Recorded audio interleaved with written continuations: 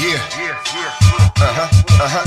gold reserve got my tongue super loose and comfortably numb, more focused than ever and ready for whatever's to come.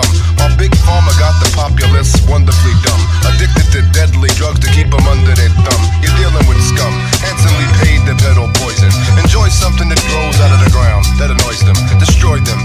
Let them know you're privy to their thin scam. Stand tall, don't ever fall for the flim flam. Most politicians are supporters of NAMBLA and actors who follow a script similar to Tony Danza. Who's the boss? It'll cost if you're a gambler. I'll disappear you off of the grid like Adam Lanza. My mantra, incarcerate inquisitors and put them on serotonin reuptake inhibitors. Pharmaceutical giants should lose all privileges, incarcerate their contributors, strip them of their visitors. All I got is a gold pop to pissin', a pole pop position, controlled opposition. They won't stop the mission, they don't got the vision. My cold got them shivering, I'm so hot, I'm sizzling. I am not a slave to the rhythm. The rhythm is a victim of an ancient predilection that I give them. The law of nature on which I base the decision. Obama is the pres, but I voted for Shirley Chisholm. Police stay, got my scruples all pleasantly chill. Please say your name and address, or we'll compress in your grill. Enter at will, end your temper and threaten to fill your torso with 70 gills. Remember our Kennedy kills, our terrors are meant to be drills. And all our editor shills keep propaganda cleverly built whenever we kill or energy drill. Rap got the nation Hennessy filled, and Big Pharma got the population's energy nil.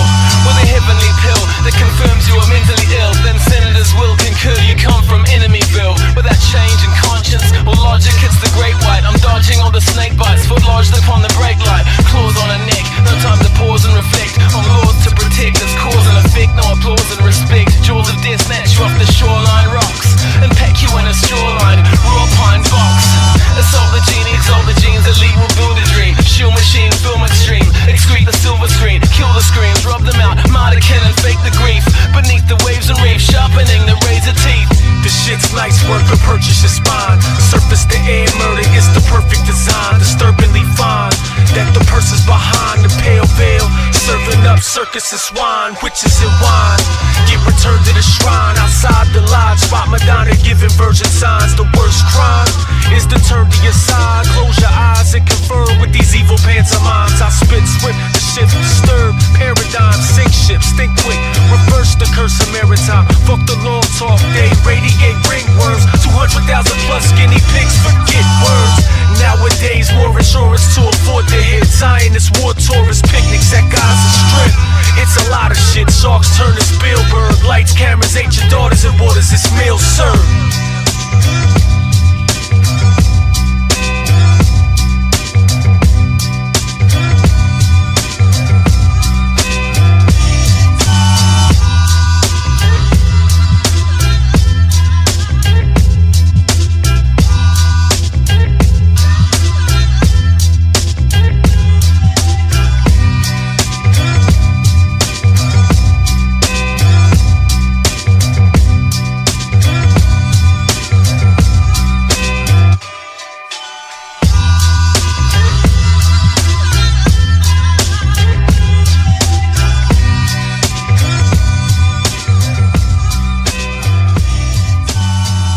Hello everybody, welcome to Unveiling the Truth. I'm your host Mark Howitt, and today's episode we'll be interviewing Payday Monsanto. And anybody familiar with his work, as you heard there, he had the first verse on that track. Definitely awesome artist, politically geared towards exposing the corruption, and he's definitely got a style about him that I think no other artist has. And it's a very honor to have him on the show, essentially. I haven't seen too many interviews with him, and I've really been looking forward to speaking to Payday for quite some time now. He's definitely my favorite rapper out of anybody I've heard. He's not afraid to expose things for what they are, and he speaks his mind, and that's awesome. That's the freedom of expression. That's the freedom that is found within hip-hop music. And I'm sure there's going to be a few listeners out there who may not have heard his tracks before, but I would definitely urge you to check some of his music out. Now, before we bring Payday on, I just wanted to give you guys a few updates on a few things I've been working on, and also discuss the situations going on the news and in respect to the media. And what I mean by that is If you turn on, the Olympics are almost over. They're coming to an end now, and I'm sure anybody, no matter where you live, has been bombarded with Olympics. That's all you hear about. And I mean, before I logged into my email, all the news articles were all related to the Olympics and stuff. But meanwhile, in the background, behind all that, you have uprisings in Ukraine, Venezuela, Bahrain, Thailand, Italy. You've got all these countries right now protesting their governments, storming government buildings, taking them over, in all these different countries, and I think it's just going to keep increasing. I don't think it's going to stop with those few countries that I've named, and I know that there was a couple that I didn't mention because I can't think of them off the top of my head. So that goes to show you the media's agenda. They're just going to pump you full of Olympic stuff, and as soon as the Olympics are over, they'll probably move back to Miley Cyrus or Justin Bieber or Rob Ford or something like that to distract your mind from what's going on around the world, these revolutions. Now, these revolutions, I believe, are happening on purpose. I do think they're orchestrated from higher powers. I mean, the whole scenario of order out of chaos, I believe that's what's unfolding now. Now, the elite or the tyrants of the world, that is their agenda, to create order out of chaos. And they will create the chaos to offer the order that is needed. And anybody who's done a bit of looking into the Ukraine uprising, which has been happening for quite some time now, I believe it's 8 or 9 weeks now. It's been going on for quite some time. And I know I haven't really mentioned it on the show, but that's because I've been so busy researching. I haven't really checked out the news. But I did want to bring that up since the Olympics are coming to an end, that there's a lot of people out there that don't even know about what's going on in the Ukraine or Venezuela. I mean, Venezuela just denied 7 CNN reporters their press credentials in the country because when they were going back and reporting in the American news, the president of Venezuela was claiming it was war propaganda. So they've been ousted, CNN, from Venezuela because they're not properly covering the stories on the ground. And that's something important to point out, is the propaganda aspect of all of this stuff. So that's one thing I wanted to bring up right away in the episode, just to give you guys an update on that. If you haven't checked out what's going on, definitely take a look at that. I'm sure as time evolves, we'll learn a bit more about how everything started and some of the agendas involved there.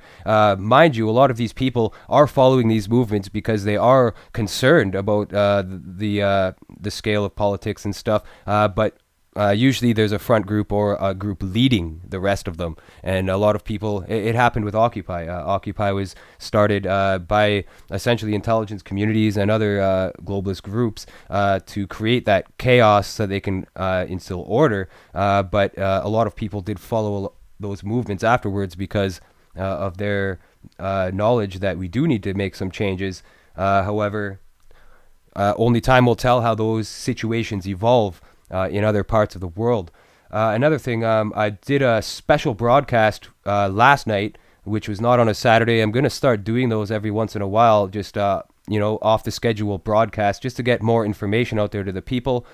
So I'll be posting that pretty soon, and that episode will be called The Secrets of Sudbury. And I did a lot of digging and research into my own hometown here, and I found out a lot of things that a lot of people even in my city aren't aware of, that's happening right under their feet, literally. So stay tuned for that episode. I'll be pumping that out really soon. I just finished editing it, and I did all the recordings last night. It took me all day to do that. All night, I mean. I was up till 4 a.m. doing the broadcast, and then today I edited it with the free time that I did have. I did sit down with a few people in my community here to discuss the fluoridation issue happening here on a local level, as well as other issues. And there is, we are trying to get the information out there and try to get it removed from the city of Sudbury here. So that's giving you guys a bit of an update of what I've been up to lately, and also some of the news that you should be checking out other than the Olympics. Now, I'm not saying there's anything wrong with the Olympics. That's not what I was meaning. I do think that the people that are competing in the Olympics are definitely extraordinary athletes, and I do appreciate what their capabilities are and their skills and stuff like that. However, what I don't appreciate is how the media is ignoring it entirely. It's a near media blackout anyways. You're not seeing it as the top headlines as it should be. So that's pretty common. I think it's happened for quite some time, and we're used to seeing that kind of treatment with the media on sensitive world issues and stuff like that. So that was definitely worth mentioning before the broadcast, and I did uncover some crazy things about Sudbury here that I wasn't even aware of, which I put in the broadcast. So I'm really looking forward to showing you guys that, and it will be streamed on the Truth Broadcast Network as well. So that's one thing. So I'm gonna give Payday a call here and get him on board. And for anybody who hasn't checked his stuff out, check out YouTube, check out other websites. You'll be able to find his tracks, and he's on there. So he's definitely got a lot of tunes out there. Hi, Payday. Mr. Howitt, How's it going? how you doing, brother? Very good, and yourself? It's an honor. Let me turn off the other stream here, so we're not Oh yeah, we're not not echoing yet. echoing. Beautiful. All right, gotcha. Awesome. Seems to be streaming perfectly. So here we have it, folks. The almighty Payday Monsanto. Stop Definitely. playing. No, seriously. I give you the crown for well, Immortal Technique's really good as well. He's pretty much the most popular truth artist when it comes to the hip hop scene and stuff. But Well, he's doing his thing. Yeah. He's doing his thing. but I definitely think you are underrated, and I think it's because you're hitting some sensitive materials with your lyrics and stuff like that, and there is a bit of suppression going on in regards to promotion. Plus, you're doing it all DIY from what I've been able to tell. So that's 100%, 100%. Do Yeah. it yourself. Yeah, I don't have nobody. I don't have nobody making my beats. I don't have nobody engineering me. I don't have nobody. You know, yeah, I have my friend Bram One Angel and a couple other cats like out there like street teams. Like virtual, virtual internet street teams.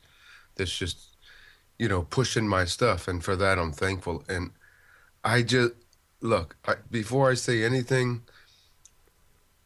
Mark, first of all, I appreciate your work. I know your work, and it was a surprise, a pleasant surprise for you to contact me, as you did. But I just put stuff out there from inception, from lambs to the slaughter, saying to myself like, I don't want any. I'm not gonna try to like over sensualize, sensationalize myself. I If it catches on, it catches on, and you know what? It caught on, and so absolutely. now I might pick up the ball and run with it. Now I'm thinking like I told you in a private email that I've come up with in my mind. I've decided upon a whole new way to do things. I've changed, and it doesn't mean that I'm not going to attack the uh, the topics, the sensitive topics. It doesn't mean that I'm not going to attack that anymore. It just means I've come up with a whole new uh, means and a concept which to do things, Mhm. and perhaps this will be a harbinger of what's to come. Awesome. I'm very happy to Because hear that you're not going to stop doing what you're doing because you're very skilled. Do you make your own beats? I know you do all your own lyrics. You write your own lyrics, and as far as I could tell, definitely you record your own vocals and mix your own tracks. But do you make your own beats as well for the tunes that you do? every one of them, except for maybe two or three. Wow. I have to say, like, as a hip hop fan myself, as well, I dabbled slightly in it. I mean, I'm not taking it serious or anything like that. You know what I mean? But I have to say that the beats that you make are definitely awesome, and your lyrical flow, the content, everything up is really perfect. I think, and it's got that raw edge to it that I love. And that's hard to find with hip hop music because a lot of them just they fine tune their stuff too much. I think it And loses it. and see, it's your type of flavor that my nuance is aimed toward, because I don't want to make anything sound too cookie cutter. Like, like I want it to sound raw. Sometimes the stuff that I put out is I'll do a first take, and then I'll record stuff and then make it sound all polished, and I don't like that. So I put out the original that, I started 3 months ago, Yeah. per se. Yeah. You know, Definitely. and I sometimes I waste time trying to polish stuff and make it perfect, and I wind up putting out in many instances I put out the stuff that I initially began with. Mm-hmm. So Yeah, and that's I awesome. aim that toward cats like you who are going to appreciate that rawness Mm-hmm. instead of the polish. I don't like that cookie cutter stuff, man. I can't stand it.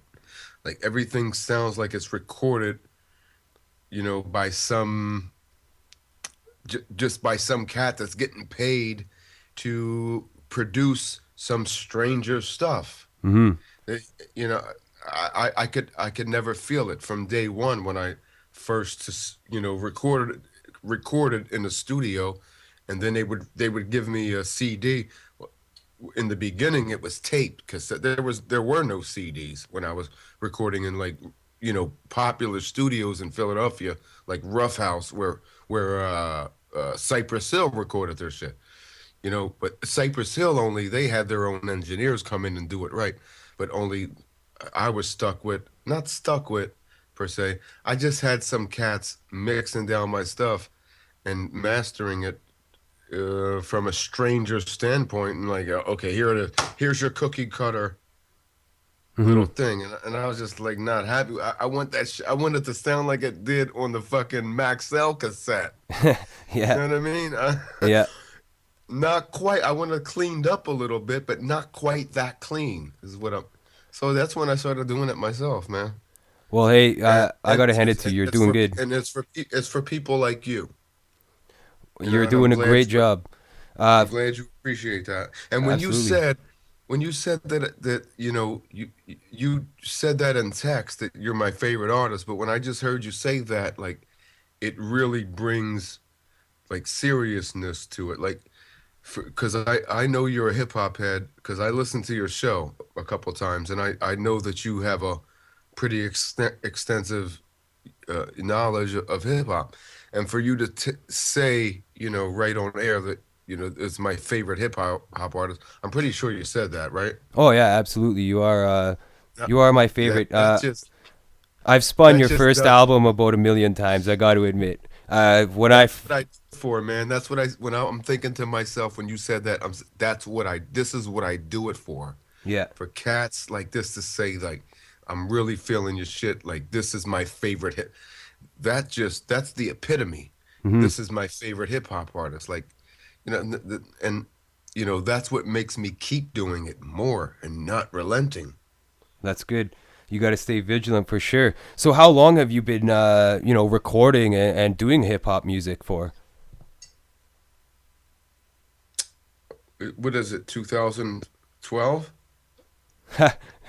No, it's No. 2014. So I know I first heard of you in 2010 or 2011. So it's been about 3 or 4 years now that I've been listening to your tracks pretty consistently. So Well, if I was to if Wikipedia was to honor my page, which they keep taking down, people tried to put up, there was no inaccurate information there. It would say active 2007 to present, because that's when I first put out Lambs to the Slaughter. But I mean, I would say active 1995 to present. wow, I had no idea you were doing this so long. That's awesome, and you haven't given up. Amazing. And one thing I want to comment on, you just mentioned your Wikipedia page that they don't recognize you on there. I had a guest on I don't have a recently. Wikipedia page. They kept taking it down. Yeah, and they do that for people that are actually exposing worthwhile, worthy information. I had a guest on, Judith Baker, who is the mistress of Lee Harvey Oswald, the guy the government set up as killing JFK, and she Yeah. doesn't even have a Wikipedia page, and she's an author who's sold tons and tons of books, and she's such a critical figure in the history of that whole assassination thing. They just don't put her page up because they don't want people knowing. So I think you're on the right track. You must be doing something right if they won't put your Wikipedia page up. Yeah, it was up there for about a friend of mine, Lynn Saborni, who passed away recently. She was like my publicist or whatever. She was an could have been she could have fulfilled a number of roles. But yeah, she wrote a very detailed Wikipedia page, and they just took it down, and I never tried to put it back up Hmm. since. I do call it Kikepedia, and I don't hate Jewish people, Yeah, like I did notice. but I call it Kikepedia because it's run by Hasbarats Mhm. basically. Like one thing I noticed too with your tracks, Hasbara. with your lyrics and stuff like that, you definitely expose a lot of things that artists I think are afraid to touch. You do a great job with including samples in your music from like famous political speeches where they put their foot in their mouth. You've even talked about Alex Jones on a couple tracks. You expose things for what you see them as, and the information Cool. that you've I'm brought glad up. them two things you brought up. I like that. Alex Jones and number one with Alex Jones. Uh, I finally understand. I think the business savvy that people have. The one, and I've always understood that about Alex Jones. The one thing I didn't understand and didn't like is when he came out and called us scum, those who criticize Israel. Like I took that was the impetus for Etanamuli, and in which where I just denigrated him to the best of my ability, because he basically called people who criticize Israel on a regular basis a hatred, a religion of hate, and scum. That's even the religion of hate part is okay. That's fine. All right. You know what? That's something that I can you know have some kind of contention with. A religion of hate. Fine. We can debate that. But to across the board call, he said the word scum, and coupled with so many other things he said, I kind of caught a bad feeling about Alex Jones. But I've warmed up to him again. You know, I loved Alex in the beginning. He used to be my hero. Yeah, he Quote. influenced me to get documentaries to start making those raw kind of documentaries. It was directly him that influenced me. After watching some of his films, I was like, "Wow, And this guy's." I say that in a song, Mark, but I don't really mean that per se. I'm just cartoon. I'm characterizing that. Hmm. You know, he wasn't necessarily my hero, but I say that because I know he was a lot of people's hero, and he is a lot of people's hero, and they really mean that term like literally.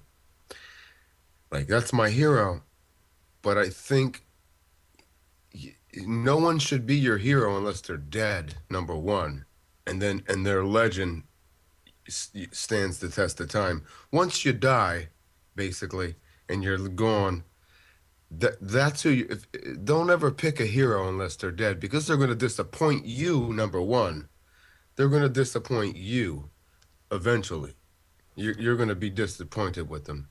William Cooper. Alex, because yeah, Alex, like, and Alex Jones is not your savior, and that's what, or Ron Paul is not your savior, and this is what a lot of people tend to jump onto and grab onto is that, they're going to save us, and when they don't, everybody's pissed off. And I think I understood that from an early point, because as much as I loved Ron Paul, I knew that no one man is going to come and save humanity, and Yeah. and the contrary, he's going to get shut down and basically disappoint all of his followers. Hmm. And then you just can't put anyone on a pedestal Yeah, we got to and save ourselves. make them your hero. We got to save ourselves. You got to just follow the good things you see in people and emulate it. That's all. Mm-hmm. Because they're going to let you down eventually if you call somebody your hero Yeah. that's still living. Mm-hmm. Because either they're going to die early or they're going to get compromised, and somebody's going to tell them this STUF. Mm-hmm.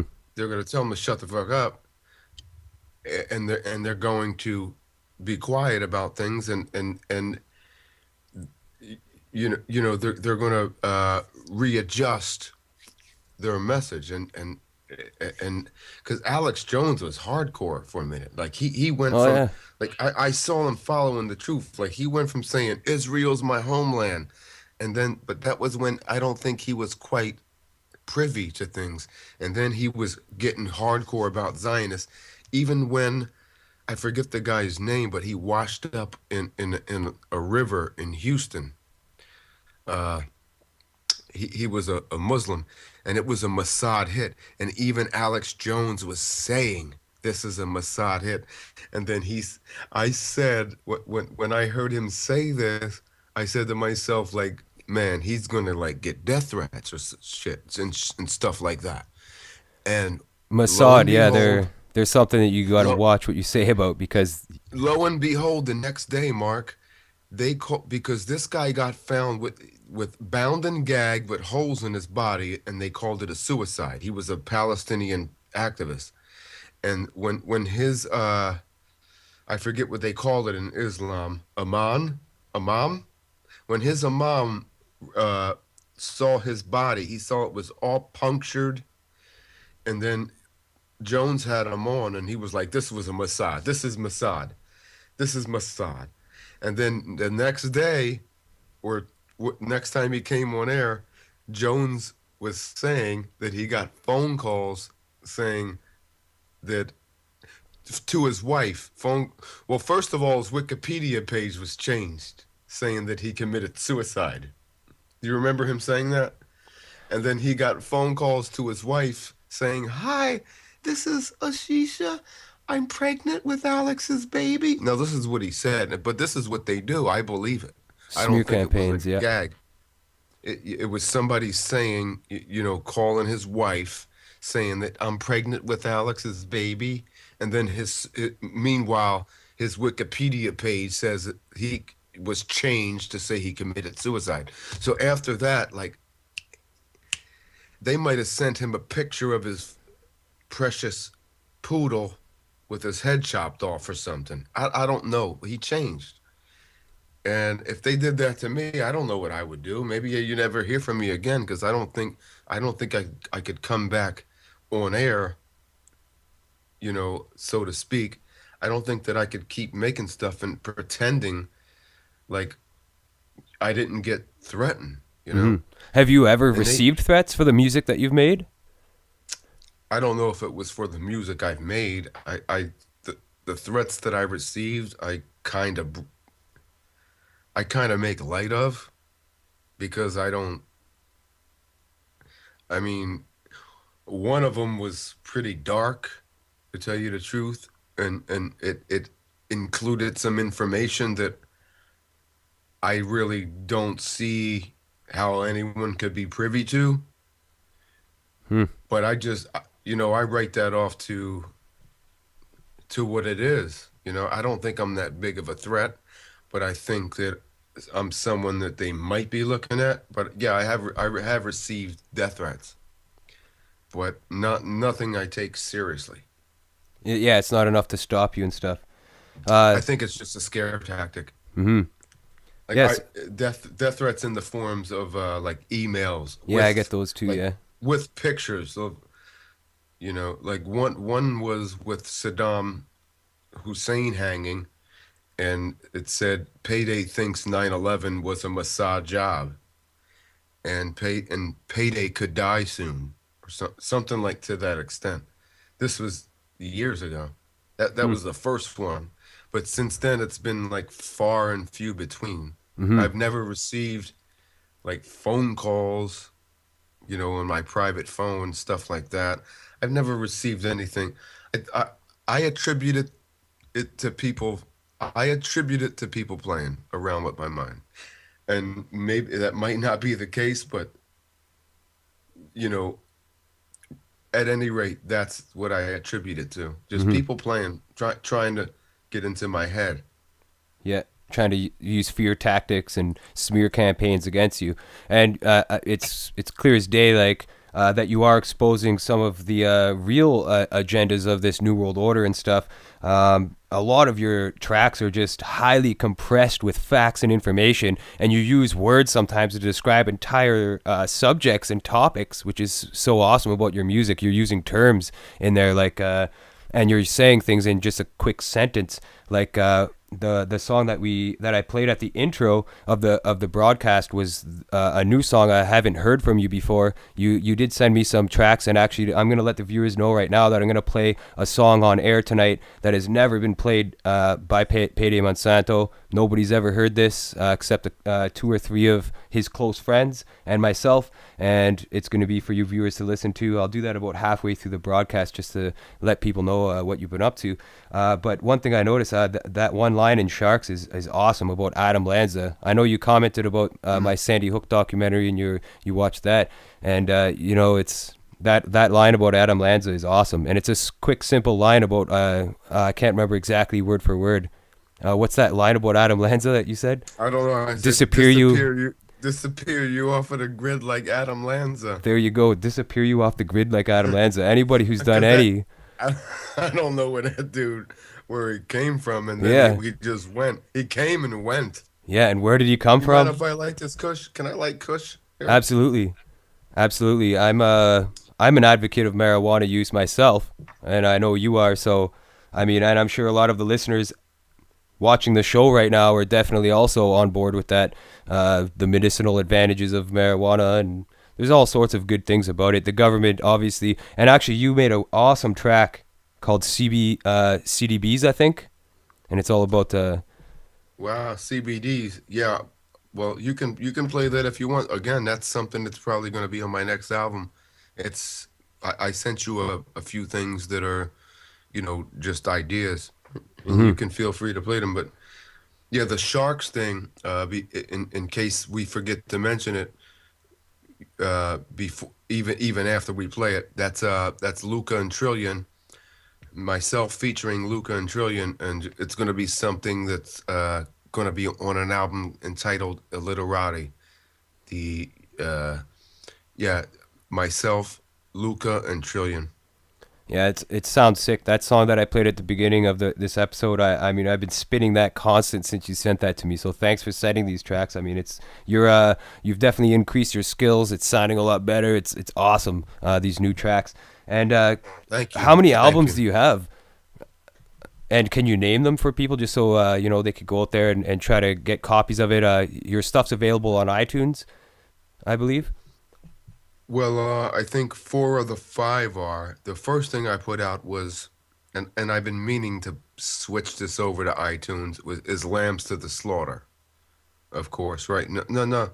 Yeah, Lambs to the Slaughter. That's on SoundClick.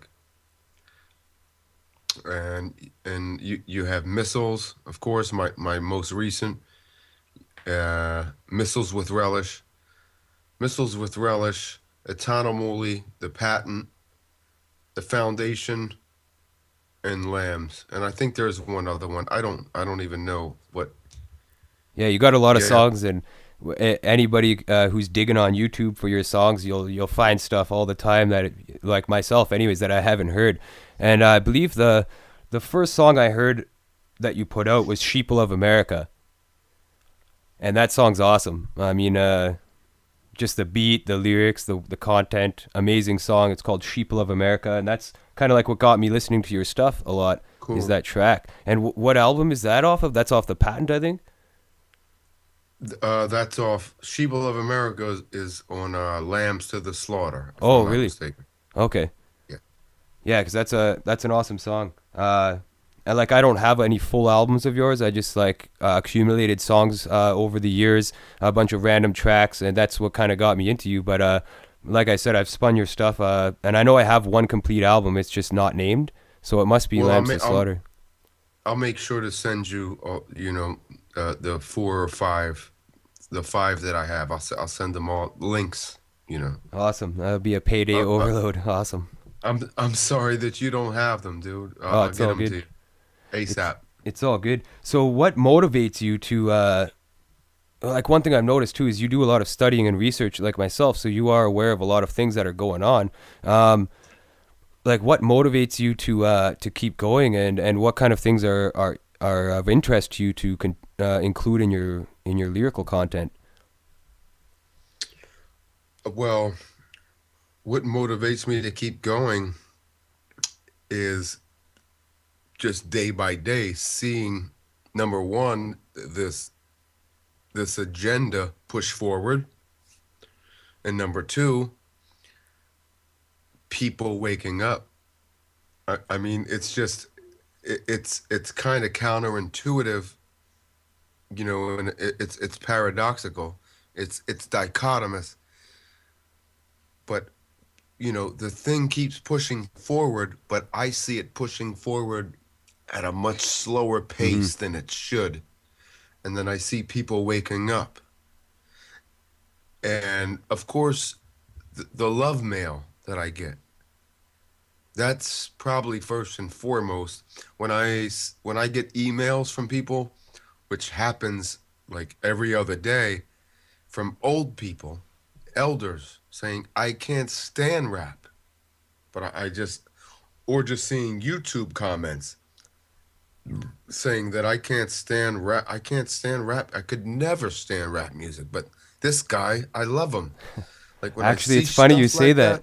It says right here in the chat room for the episode tonight, it says, yeah, I don't like hippie hop either, save for Payday Monsanto and KRS-One. And yeah, that's and I get emails, and it's almost, it's more continuous than record sales, like the sparse record sales I get.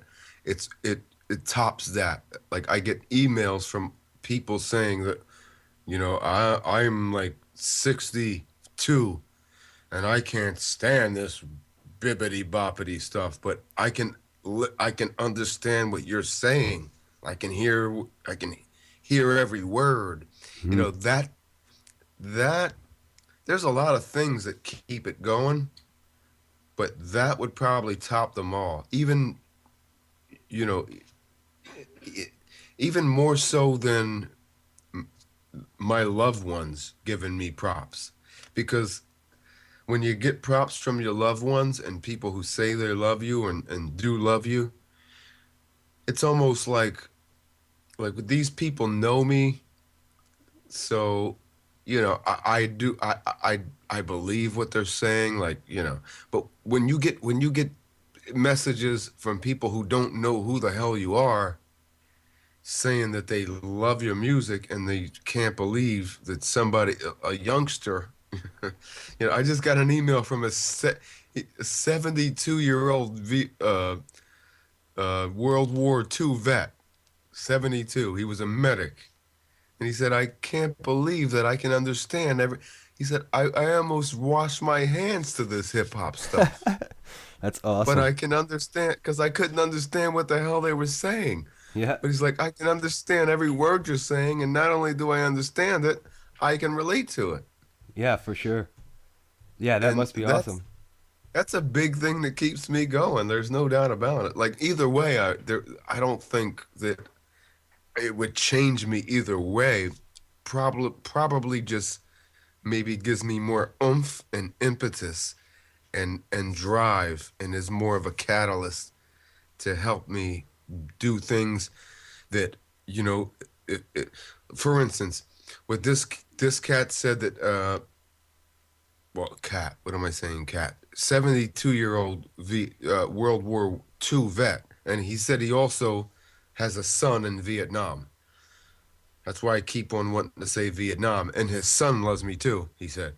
But he said, not only can I understand you, it's like I'm with it, like this is where we need to be. Hmm.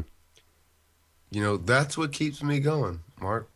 Yeah, and it's awesome. How important do you think it is to express the truth through music and art forms, videos, pictures, images, and music? And well, I'll ask the next question after you give me this answer, because I think it's very relevant. But How important do you think it is to express this information through these art forms? You know what? Uh, I think it. Well, look what's happened to hip hop.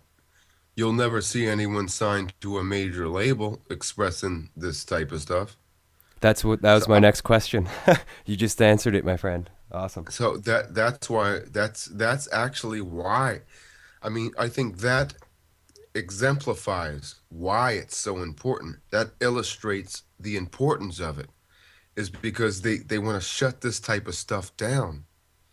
They want to. I mean, I'm from a school from Public Enemy, KRS-One, X Clan, if you will, Paris. The devil made me do it. Stuff like that. Like that's what always appealed to me as a kid, because I grew up on like, for instance, talk radio. I grew up on real talk radio.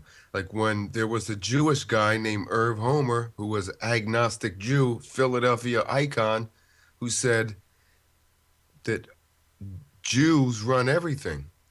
And he's a Jew, he don't run everything. It's not him. He's he's saying that these people are misrepresenting him. Like he that's why he called himself an agnostic Jew. He was called the agnostic Jew, evil Irv Homer, Philadelphia talk radio legend. And he's the one that introduced me to the book The Creature from Jekyll Island. And he's the one that introduced me to the thought that the Federal Reserve was Jewish. And that for so many reasons of that sort, he got kicked off the airwaves. For W WPIV, WI, all these talk stations in Philadelphia, he was an icon there. And when he started talking about this type of stuff, and when he started having Ramona Africa on from Move, I don't know if your listeners know how many of your listeners know about the Move people in Philadelphia, who FBI dropped the bomb on them, and that's where the song came from. You dropped the bomb on me, Yeah. baby.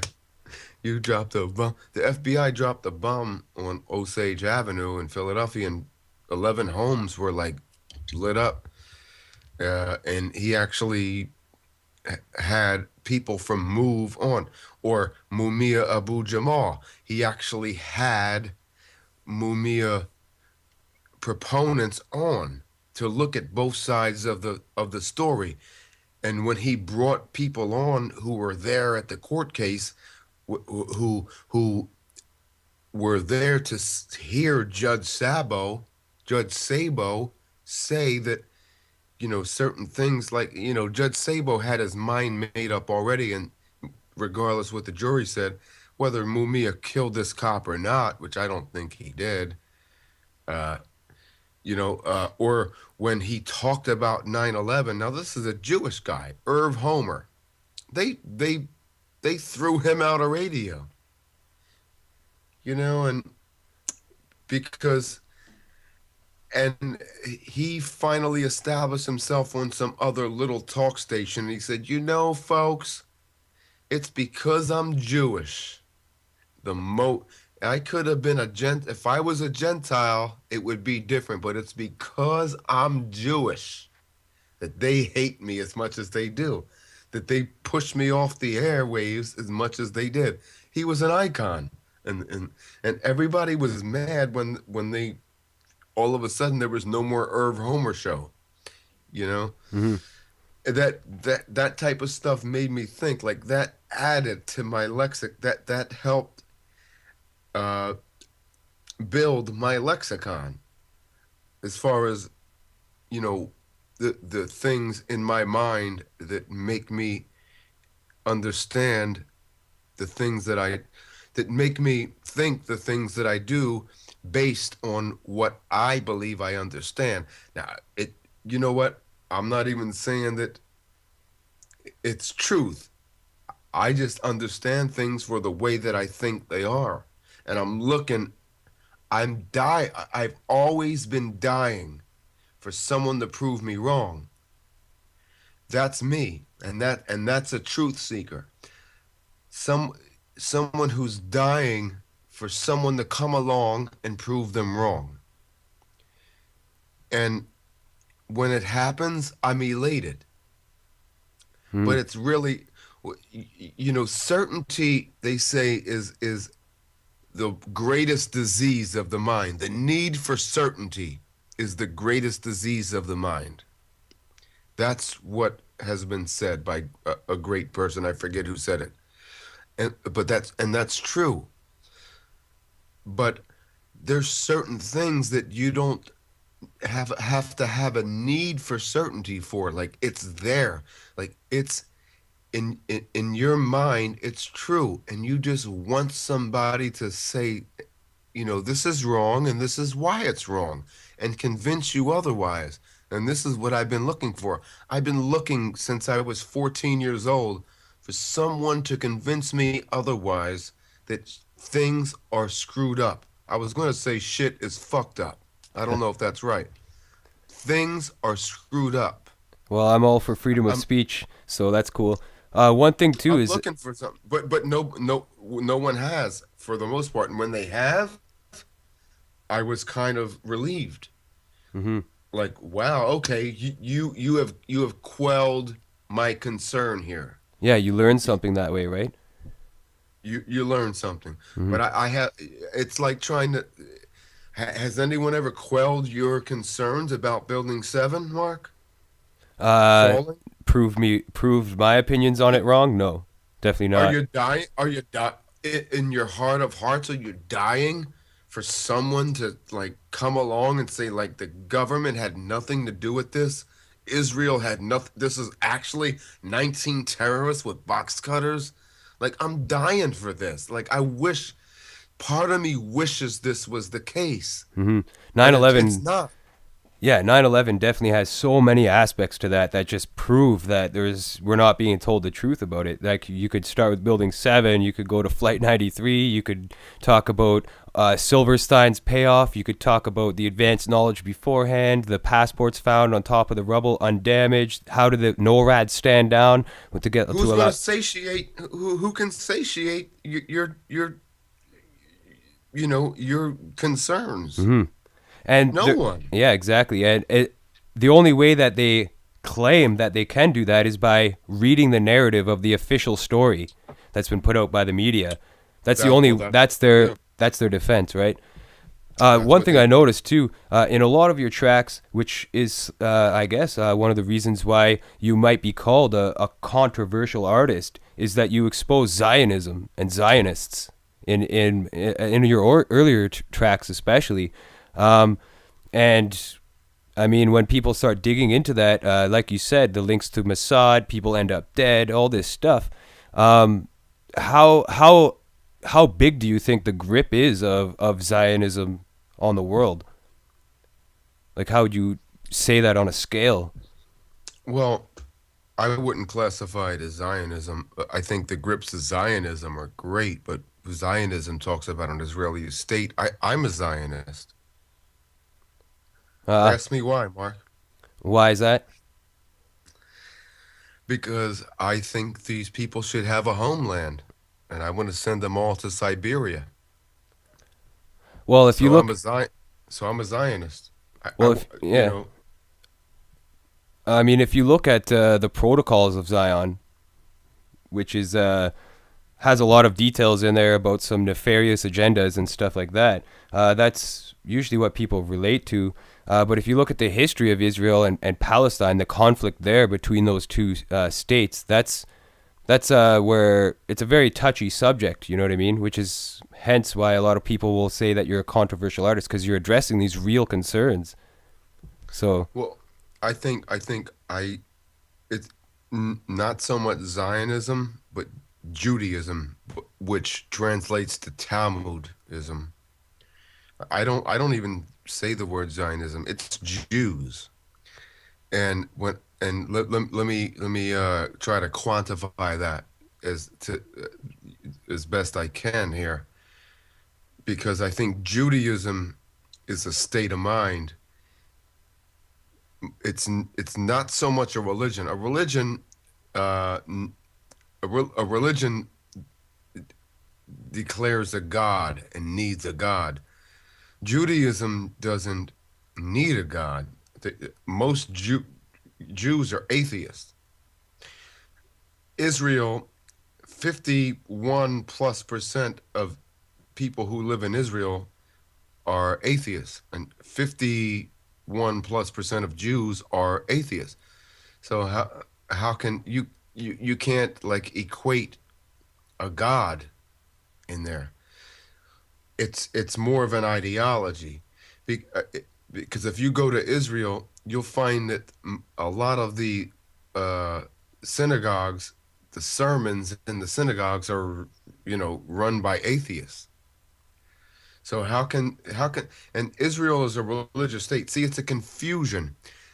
The Zionism thing, number one, if you say Zionism, they'll say that, oh, Zionism is a code for Jews. That's what they'll say. So these people who say Zionism are really talking about Jews. And God damn it, yeah, we are. So I kind of try to, transfuse that and transcend that and get that out of the way, because I'm not talking about Zionists, because most Zionists are Christians. So I'm talking about Jews, and Jews being, Jewishness, Jewish. Now, notice that term before we even, I'm not even going to elaborate on it, but Jewish. Jewish. They're Khazarian. They're not Jewish. Ish is a partial term, right? In 740 AD, they basically usurped the whole ideology and religion. But that's beyond the point. I'm talking about the Jewish ideology. Judaism is not Torah. Judaism is Talmud. And what the Talmud says is not pretty. The Talmud basically says what the protocols say. If you read excerpts from the Talmud, key excerpts, or if you read the whole goddamn Talmud, as I have one, I have one from 1932, and then you read the protocols. I mean, they're one and the same. The protocols is basically just an adaptation of the Talmud, and it's putting everything into motion what they want.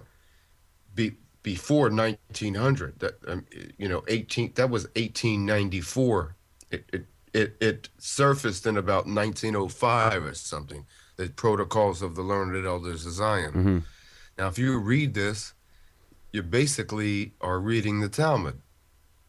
Yeah, I wasn't sure of that. Like, I wasn't aware of any of this stuff that you're saying now. I haven't really researched enough in that area to know as much as you do about it. So that's just one thing I wanted to ask you, because I've heard I've heard people say that or whatever online. You see comments sometimes, etc., on your videos.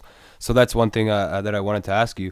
One thing I wanted to. What I wanted to clarify, I didn't get a chance to, and I will in about 2 sentences, a paragraph, is that Judaism is a mindset, and those who recognize or identify themselves as Jews, either they're liars or they're fools.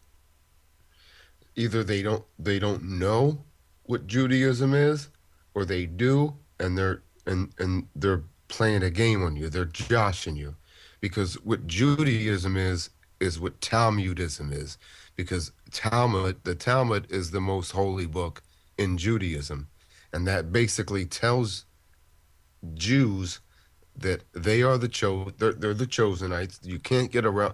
First of all, you can't get around the fact that these people are under the impression that they're chosen by God, and they're special. There's, Even Jay-Z said there's a special kind of racism. Black racism was something, but there's a special kind of racism that just kills us all, and it's anti-Semitism, which is a joke because these people are Khazarians. They're not Semites. And I might start sounding like Farrakhan here, which I think he's a huckster, but he speaks a lot of truth. David Duke, another, I wouldn't call him a huckster, though, per se. I think he's changed. I think people can genuinely change. David Duke might get introduced as a Ku Klux Klan member and a white supremacist, which is, that term is bullshit, you know. But what David Duke wrote a book called My Awakening, and he also wrote a book called Jewish Supremacism. Those two books illustrate clearly, what is happening, and they're not filled with hate. They're just talking about the Jewish supremacists that run your world in Hollywood. That's just one thing. The Hollywood, the media, but when it comes to the banking, you know, Ben Shalom Bernanke, Alan Greenspan is on tape saying that it doesn't matter what the president says. The Federal Reserve is an independent, outfit. It can do there. No government entity can override it. It's autonomous. Hmm. Greenspan says this. Yeah. Look, for your listeners, look up.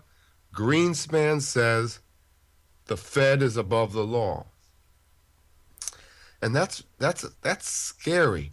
When he can get on PBS of all places, it wouldn't matter generally where he might say this, but he's on PBS and he says, when asked about his relationship with presidents and how it might affect things, he says in no uncertain terms that the Fed, it doesn't matter what presidents do because the Fed is He's a running the show, yeah. independent, it operates independently.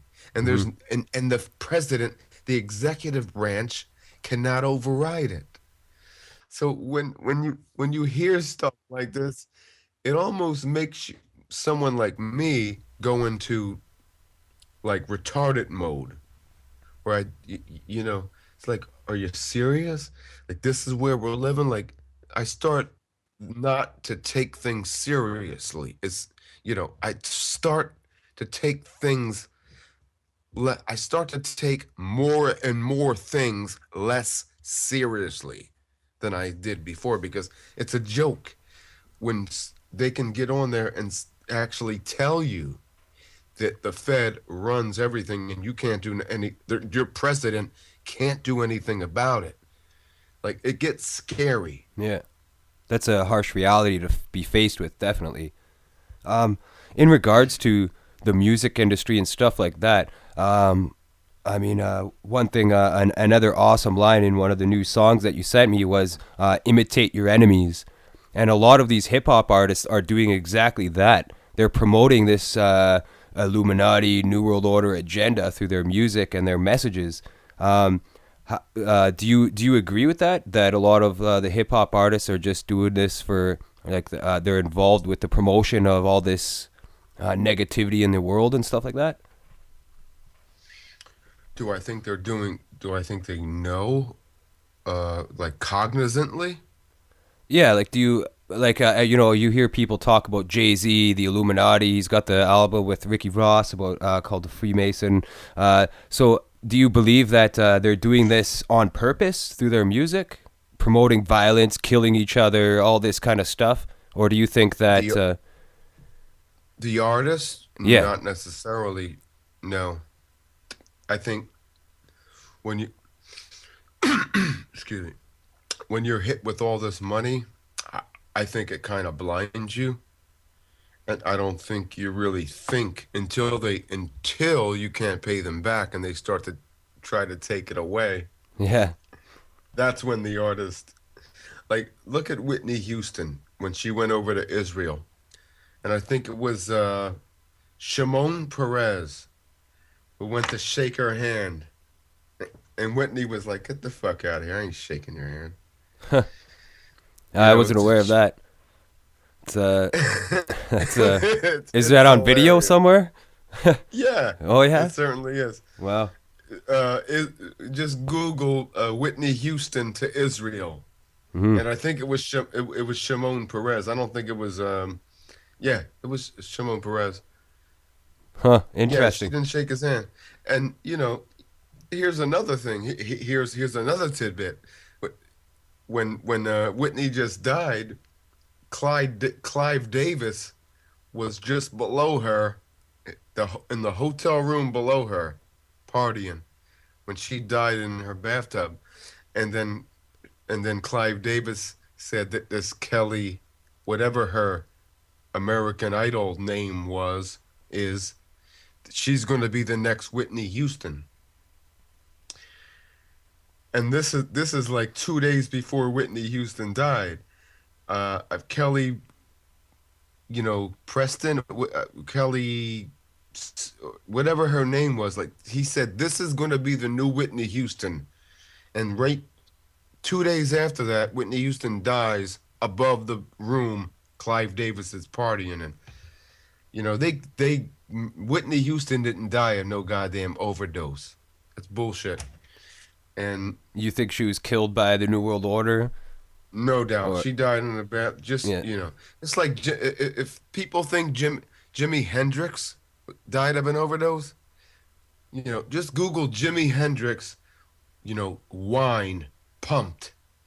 Wine was pumped into his lungs. He went to the hospital, Jimi Hendrix, and there was like virtually no alcohol content in his bloodstream. Yet he died of like a wine. He drank. He choked on wine. They put a hose down his throat and dumped wine in that shit. This is what they did. His manager, Michael Field, whatever his name was, shoved it. They knocked him out, put a tube down his throat, and poured wine, gluck, gluck, gluck, gluck, gluck, gluck, gluck, gluck, into his lungs. His lungs were saturated with wine. Yet his blood alcohol Hmm. didn't resemble that. Yeah. Yeah, it's just like the suicide from the back, right? You get shot in the back, or like the banker suicide with a nail gun and all that stuff. How about that? Yeah, how about that? Bankers offering themselves with He nail shot guns. himself like 8 times with a fucking nail gun, huh? Yeah, absolutely. That's, So, I mean, it's clear as day that there is people being offed all the time for getting too close to the truth and stuff like that. I mean, you already explained earlier that you're not scared of that. I mean, if you did get, you said if you did get scared enough, though, you probably have to stop doing that. But you know what I mean? I think that people do have to make a choice when they're caught in that situation. But one post, it was you actually that got me looking into the Michael Hastings thing, because you were making posts on your Facebook page at the time, and I was checking out your links, and that's how I heard about it. And then I started looking into that, and that's another interesting death. You know what I mean? Very curious. yeah, never, ever buy a Benz Yeah, that post 2000, yeah, because they don't, and take it to the shop. Even if any car, don't take your car to the shop and yeah. let If you're some doing this people stuff, work yeah. on it.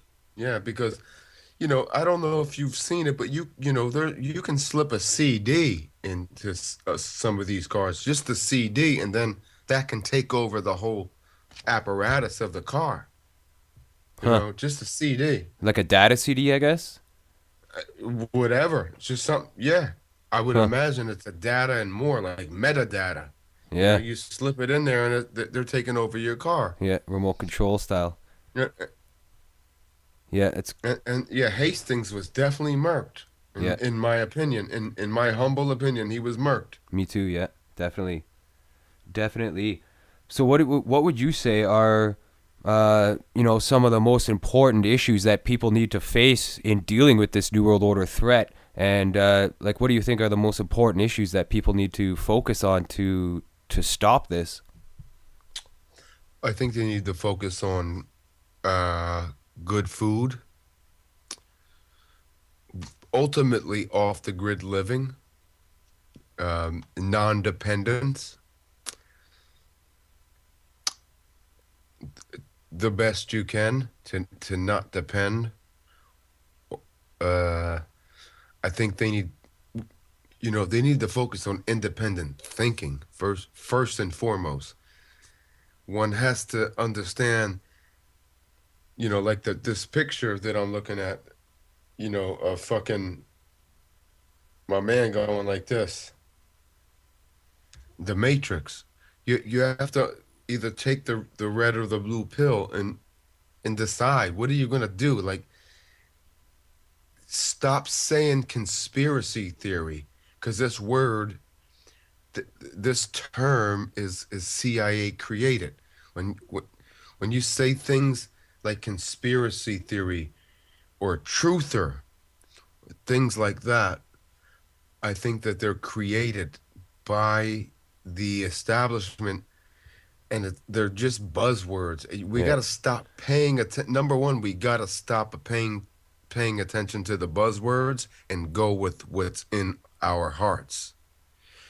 And regardless of what we might think people may have to say about us, namely bad things, regardless of that, we have to go with our gut Mm-hmm. and our heart.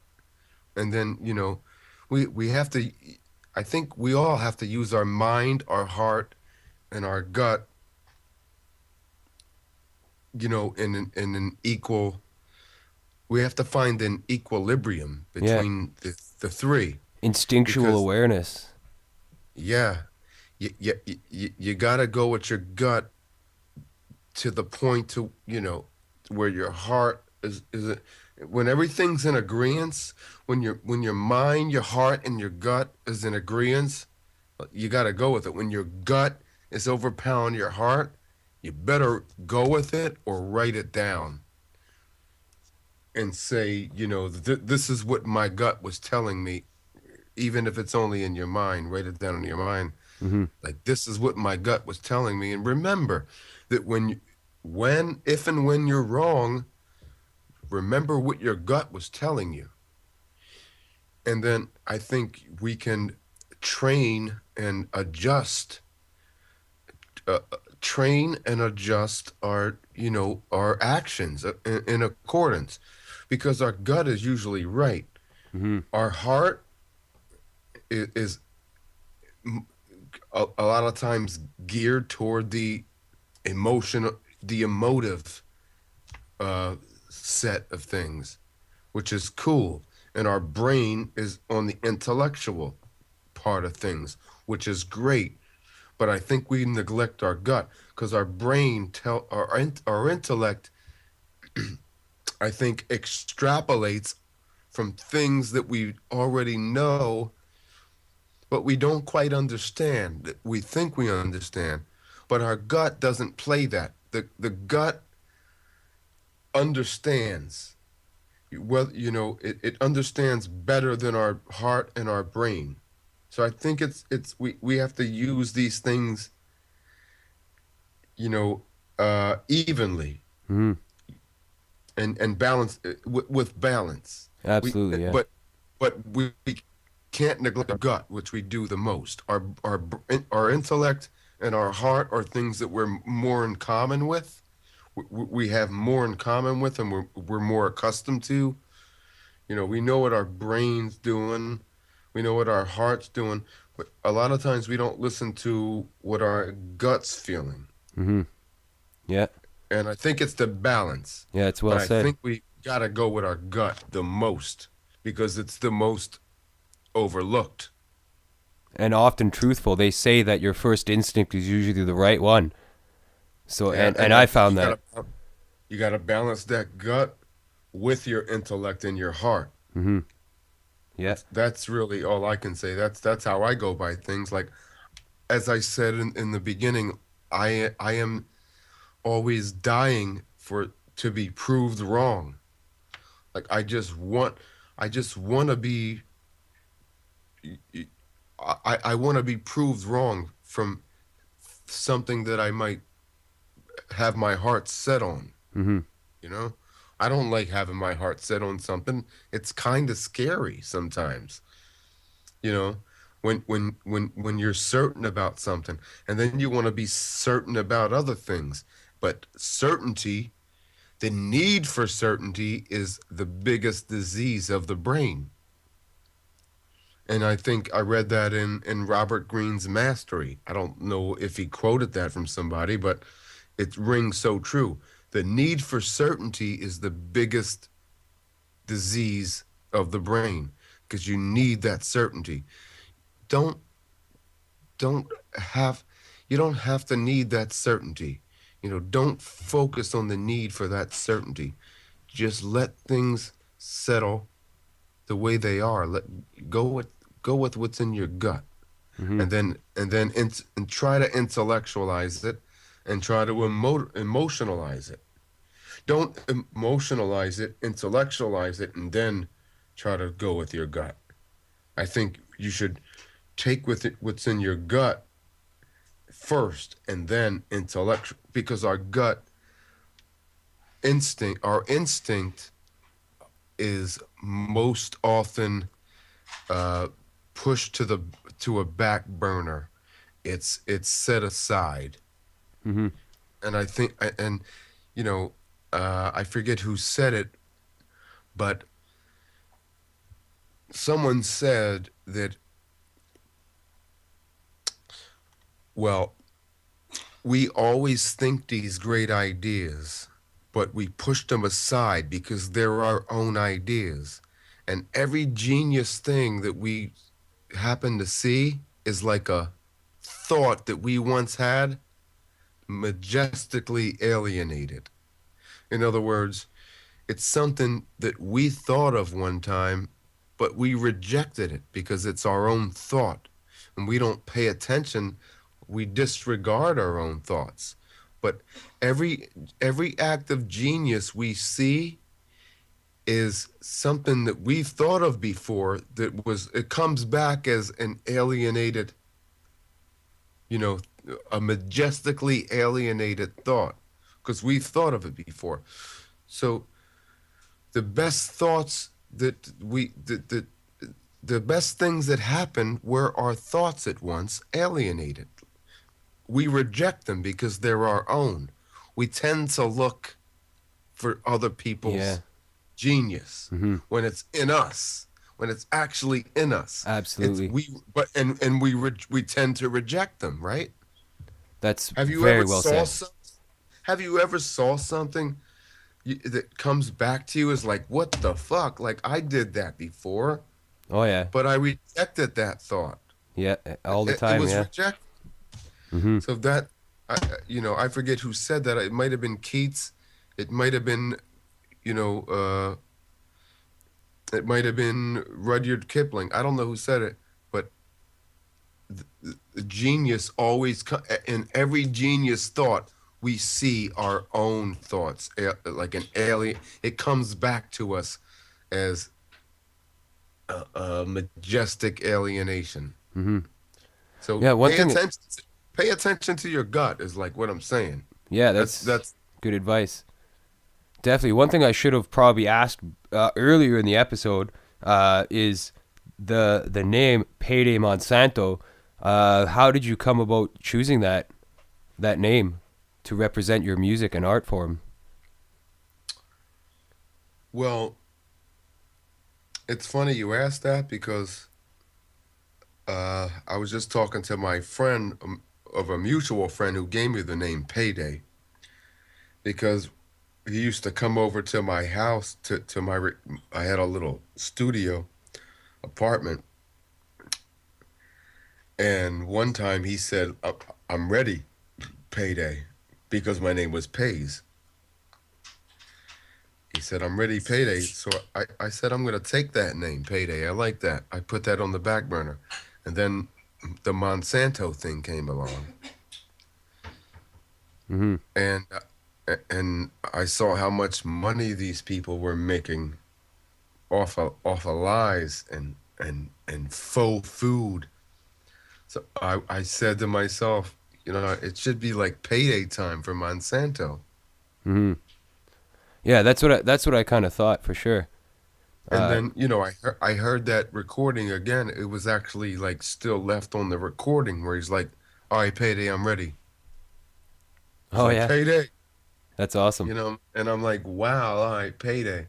I'm taking that name. Mm-hmm. And then it coinciding with the Monsanto thing. Like this was 2007, 6 actually. Late Yeah, 2006. a lot of people back then didn't even know what Monsanto was, unless they were likely aware of Agent Orange and the PCBs and stuff like that. Exactly. Exactly.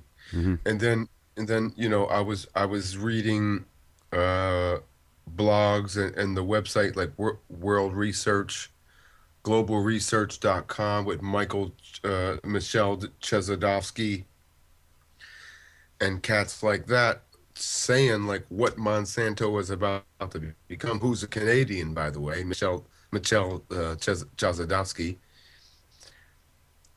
saying what Monsanto was about to become. And I thought, and then what coincided was also was the Henry Kissinger quote, on which a song called "No Monsanto." I used it, Mm-hmm. where it's Michael Chesadovsky quoting Henry Kissinger saying, to control a country, to control a people, you just need to control the country, or to control a country, you have to control the oil. If you want to control the people, you need to control the food. Mm-hmm. Definitely. Yeah, it seems like our connection And the was. whole and the whole Monsanto thing just clicked in. What's the most important thing? How are they going to get us? Mm-hmm. By controlling our food. Yeah, and that's one way. Definitely, it's in a couple of their documents as well. Yeah, I noticed that you were breaking up there just for a moment. Just letting you know that if we do disconnect or anything happens, I'll call you right back. It should continue to flow, and the listeners will still be able to tune in and catch it. It'll just be a quick stopover. That happens sometimes on broadcast, not very often, but I mean, it has. They shut you down, or I mean, it's an anomaly, I guess. But that's one thing, and I wanted to take this opportunity actually to play a track that you sent me. And for the listeners out there, as I stated earlier, this track has never been played before, so you likely have never heard this. So I'm gonna get this track going here. I've just got to pull it up. Oh, the Body Electric. Nice. Does that book talk about the ley lines and stuff like that on the Earth? The electromagnetic energies and our connection to That's a that? book by Robert O. Becker. No, it really don't. He talks about just how the body is electric, and he talks about silver in it a lot. That's why I got it. But yeah, he talks about how the body is electric. Mm-hmm. He does experiments where silver regenerates the tissue of a lot of amphibians. Yeah. And he talks about how he measures frogs, and he can measure it in milliwatts. That there's electricity happening in the body, and Yeah. on and on. It's a fascinating A book. charge, That's yeah. all. And that would be like why they're putting soft metals in the food, the soft metals in the chemtrails, the soft metals in the water fluoridation chemicals and the water additives that they put in the water. Those are all soft metals, and that excites the magnetism within our bodies when we're pumping ourselves full of iron and all these other soft metals.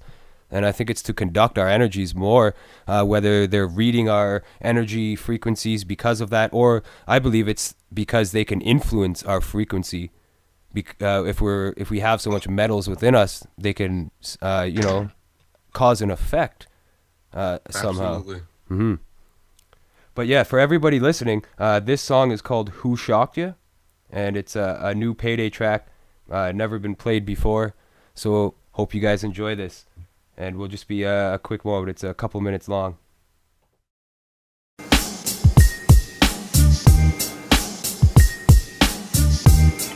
Who shot ya? 7,000 volts to your chakra. Now I'm shooting like Putin, tipsy off the vodka. The chutzpah of you to try to stop the unilateral bombs from dropping on your opera. You could bet your bottom dollar I will put a Mr. Potato Head rapper on smash like a latke. Don't make me wash ya, mouth out, I got more soap than Proctor. You should never gamble with a vandal that'll pop ya. Please, I don't wanna murder your fleas. Jump out of the van sparkling with 2 cans of Febreze. Without a trace, I'll feature Slaughterhouse Waste. From Slaughterhouse 5, how the Slaughterhouse taste. Ponder how monatomic the mana. I chop a lot of guarana from Guatemala to Ghana. Straighten bitches out with Kama Sutra Tantra. So unbelievable it should begin with once upon a. Wake your kundalini and trigger the pranadhana. They label me a pariah cause I aim at the piranhas. Throw a crack pipe at your beloved Obama. Fuck Barack and his white mama. Chameleons put here to incite drama.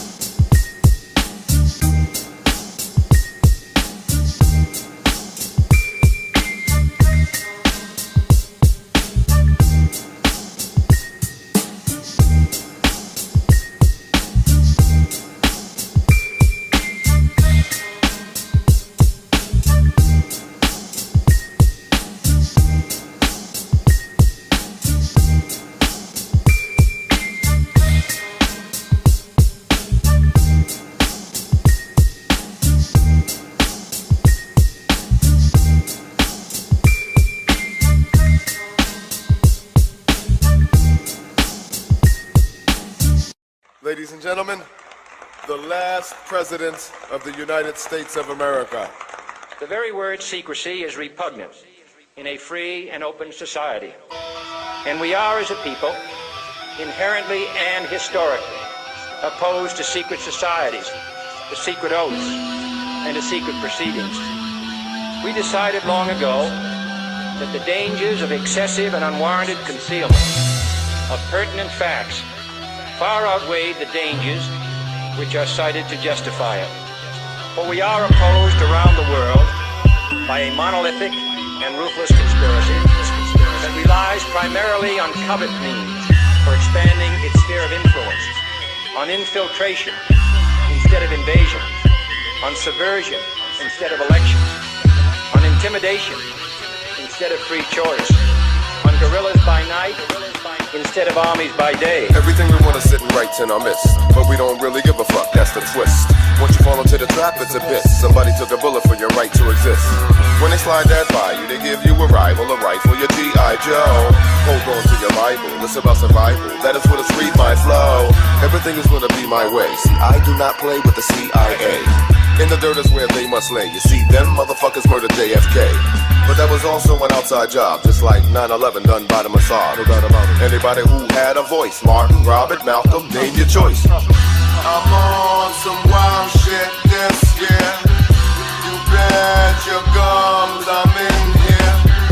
It ain't no fun to this dear. I ain't the one to miss here. I'm on some wild shit this year. You bet your gums I'm in here. It ain't no fun to this dear. I ain't the one to miss it. They've infiltrated your Patriot radio stations. Bee collectors are busy gathering information. This is no way to conduct a Patriot meeting. Council for National Policy is where they're eating. Yummy. AJ gets no respect. Pretty soon he will host the show with Glenn Beck. How much much rat poison is in the tuna fish? When will they turn him into a lunatic? These are questions that I ask myself as I sit back and ponder how vast the wealth. The die's been cast, at last should pass the help. If you think that I'm lying, you should blast yourself. Ted Pike is a friend of mine. Mr. Jones booked him and then declined because he did not want to debate the fact that Israel is a rather little state. They call me anti-Semitic, picture that. If that's true, I'm a Nigerian diplomat. The same old guest, he brings on the chit and chat. They sound like pussy, I got a verbal dick for that. Mr. Jones, let me get this right. Jack Blood got bitched out by your wife cause he wasn't pushing your material right. I trust Jack Blood with my motherfucking life. Yeah. My balls are all out this year. It ain't no fun to this here. If you don't trust in this here, you might as well slit your wrist here. My balls are all out this year.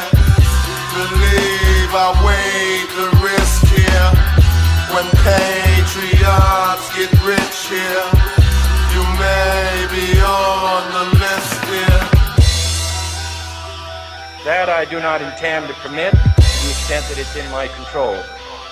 And no official of my administration, whether his rank is high or low, civilian or military, should interpret my words here tonight as an excuse to censor the news, to stifle dissent, to cover up our mistakes, or to withhold from the press and the public the facts they deserve to know. It is a system which has conscripted vast human and material resources into the building of a tightly knit, highly efficient machine that combines military, diplomatic, intelligence, economic, scientific, and political operations. Its preparations are concealed, not published. Its mistakes are buried, not headlined. Its dissenters are silenced, not praised. No expenditure is questioned, no rumor is printed, no secret is revealed. No president should fear public scrutiny of his program, for from that scrutiny comes understanding, and from that understanding comes support or opposition, and both are necessary. I am not asking your newspapers to support an administration, but I am asking your help in the tremendous task of informing and alerting the American people. For I have complete confidence in the response and dedication of our citizens whenever they are fully informed. For we are opposed around the world by a monolithic and ruthless conspiracy. For it is no longer far away and foreign, but close at hand and local.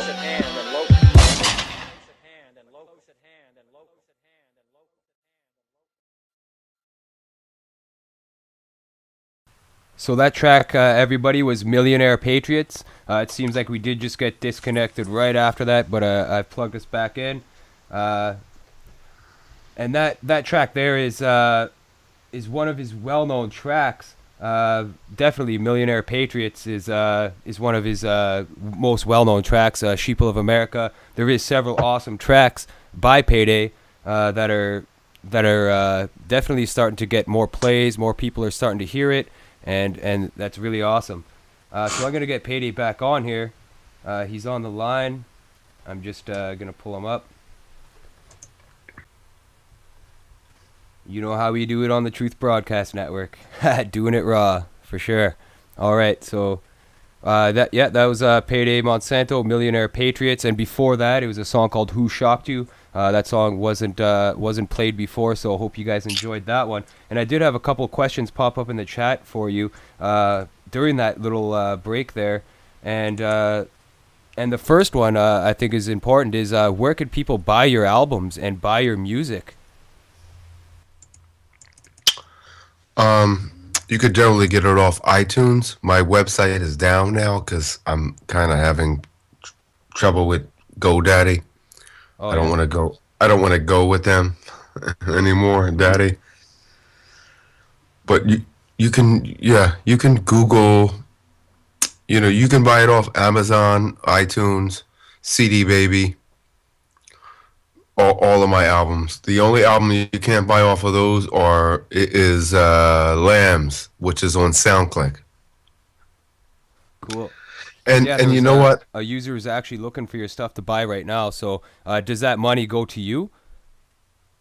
Yeah, it goes to me. Awesome. And I'll tell you what, I implore people to buy more lambs because I used to see lambs uh, sales every once in a while. Now I just saw the the last one was it's been a while, and it was just yesterday where I just like sold my third album, telling me that they're gonna pay me because after $20, that's what I set my pay scale to. They'll pay me I haven't sold many lambs, so buy that shit. Buy lambs first. Lambs to the slaughter. That's where you'll hear a lot of Alex Jones samples. I'm sorry. Then buy a Tanamuli, or then I'm sorry. Then listen to a Tanamuli, and you'll hear me dissing Alex Jones. Because it's not because I don't feel he didn't put my music on. It's just because he wasn't, he wasn't coalescing with me at that point, and not only not coalescing, but actually calling people like me scum. Hmm. Yeah, has he ever referred, like, has he ever said anything directly to you? Well, looks like we froze up there. Internet connection problem. There you see it, folks. That's what happens when you expose the truth. We're going to try to get the call back. Here we go. I do apologize for that, folks, but there we go. I kind of got pissed off about that, so I put out a Tanamuli. then you'll see the patent, which I totally forgot about Alex Jones, and then after that is Missiles with Relish, and then the next one is probably going to be called the Devil's Breath or Burunganda or Scopolamine. I don't know. I don't know what it's going to be called. Mm-hmm. Well, it seems like we just lost the video feed. I'm not sure what's going on here. I'm trying to fix the problem now. I'm gonna give you it's there we go. Okay, I was just about to reconnect. Cool. So that sometimes that happens, I guess. All right. So another question from the chat room was what is your background education, if you have any? Well, I'll tell you what. I dropped out of high school in 11th grade. I was kind of seen as autodidactic. Mm-hmm. Like that was introduced to me by my 5th grade teacher, Mr. Armstrong, a black guy from North Philly, who said, "This cat is autodidactic," because I was coming telling him things that he never heard. But I dropped out of high school in 10th grade. So you're entirely self-taught then, pretty much. I'm autodidactic. Yeah. There you have it, folks. That answers the question. And myself as well, self-taught. I never took any education. I think a lot of people actually don't have post-secondary education. You can't. I brought to my 10th to my 11th grade teacher, a 10th and 11th grade teacher. He was a history teacher. I requested to have him. I went to Franklin Learning Center in Philadelphia, which was a school for people who they recognized as people who were bored Oh yeah. and just wanted, it was an advanced learning center, Franklin Learning Center. And I brought this book called The Creature from Jekyll Island, not lying. This is a guy I respected to death. His name was Mr. Thomas. And he looked at me and said, "I can't believe that you're bringing me this garbage. after he the next day, like he read it, and he couldn't believe that I was bringing him this garbage. He didn't want to believe that the history he was teaching was false, because everything that that book said historically that had to pertain with the hell what he was talking about said it was bogus. It was garbage. Hmm. Who wants to who's who wants to base a whole history class curriculum on something like that and then be told that it's garbage? You're real. It's really a hard thing to deal with. Yeah, and that's definitely how they indoctrinate people, is through the education system from a young age, even, with the daycare, children going to daycare while their parents go to work. So that at an early age is forming them to be the 9 to 5 slave class, essentially, that they want. They want obedient slaves to keep the system But going, even right? that didn't break me, Mark. You know what broke me? Let me tell you something that I really never ever told anybody. I really never told anybody this story. That when I was coming for school in 11th grade, it was about the second month of 11th grade. And after I requested my history teacher back, Mr. Mark Thomas, Matthew Thomas was his name, Mr. Thomas, I wanted him back. But long story short, somebody tried to take my Raiders hat. They did. They took it and they ran off with it and start running. I start running after them. When I caught up with him, he turned around saying, "What the fuck you gonna do, white boy?" So what I did was just like run up in his face. He was bigger than me. You know what I mean? What could I do? Because he ran. Like, why you running? I'm thinking to myself, as like, why is this big nigga running? Anyway, like, and then I'm chasing after him. He took my Raiders hat. And he turned around after he ran out of breath. He's like, "What the fuck you gonna do, white boy?" Boom, that's what I'm gonna do. And I knocked him down, and then I just had the urge to start stomping him. And I stomped him. And then I got rolled on by like 12 people. Really, they fucked me up. But here's the kicker. I got suspended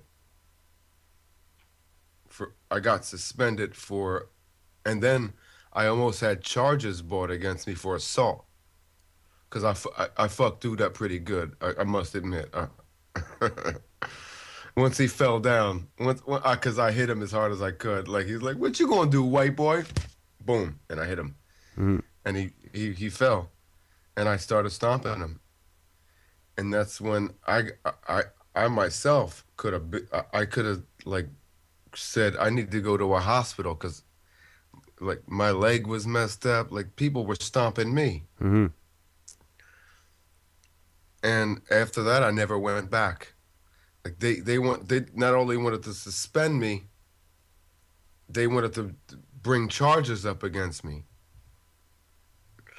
And I never went to those charges. Like, and I think they were dropped, apparently, because Yeah. dude got fucked up.